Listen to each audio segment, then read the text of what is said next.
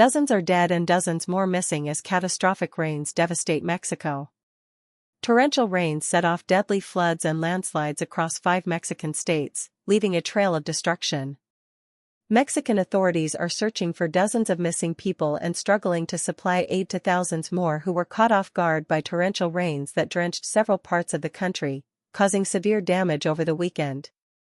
Officials said Monday that 64 people had been killed and 65 were missing across 5 affected states near the Gulf of Mexico. The toll is expected to increase in the coming days as search and rescue teams continue to reach areas cut off by landslides. President Claudia Sheinbaum said on Monday morning that her administration estimated that roughly 100,000 homes were affected by flooding and landslides. Dozens of communities remained isolated, and the president said food and water would need to be flown in. There were no scientific or meteorological conditions that could have indicated to us that the rainfall would be of this magnitude, Ms. Sheinbaum told reporters, adding that the government's eyes were mostly on the Pacific, where 2 storms, Priscilla and Raymond, had formed off western Mexico last week. But it was in the central and eastern parts of the country, in the states of Veracruz, Hidalgo, San Luis Potosí, Querétaro, and Puebla, where extremely intense and localized downpours caused the most destruction, overflowing rivers and setting off landslides.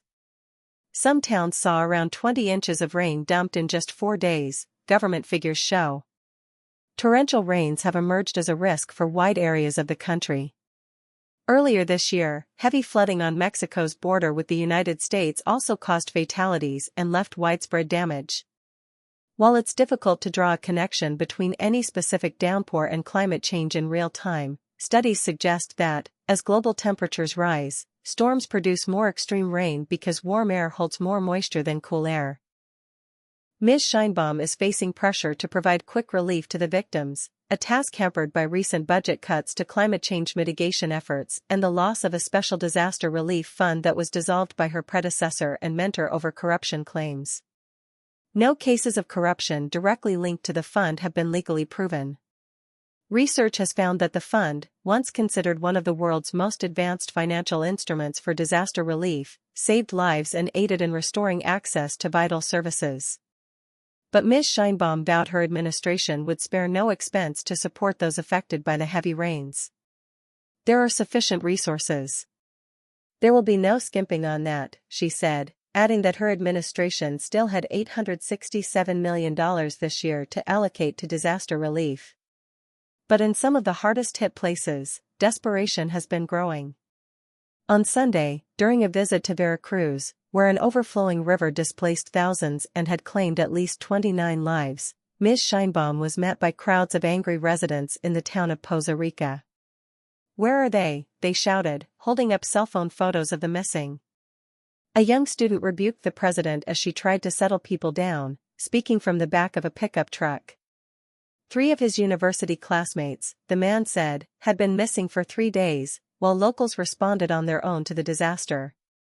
"We have been here for 3 days, cleaning up," he shouted, with emotion. "What good is it to have you here?"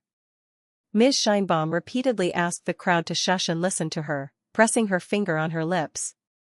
"We are going to help everyone," she said. "Nothing will be hidden." Asked about Sunday's encounter, she said Monday that the university authorities told her that 2 students had died but they had not yet confirmed whether any others were missing. Ms. Sheinbaum has also pointed to a unique factor that Mexico has heavily relied on in recent years: its armed forces.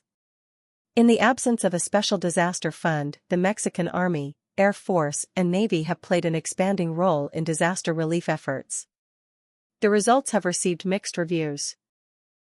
In the aftermath of Hurricane Otis, a Category 5 storm that left a trail of destruction and death in Acapulco in 2023, the military was praised for its rapid deployment of aid and personnel. But recovery efforts were hindered, critics say, by a lack of local knowledge and initial neglect of poorer neighborhoods and outlying communities. The financial impact of repairs, social assistance, and direct cash transfers on Mexico's public funds has been substantial. Just like her administration has been doing in Acapulco, Ms. Sheinbaum said on Monday, she would give instructions to dredge rivers, build embankments, rebuild bridges, and raise pumping stations for flood control in the recently affected states. So far, more than 7,300 Army soldiers and National Guard members have been deployed to help rescue and evacuate people. Health officials have also been deployed to prevent the spread of mosquito-borne illnesses such as dengue. The rains also interrupted the power supply, leaving more than 250,000 people without electricity, though Mexico's national power company said by Monday that power had largely been restored.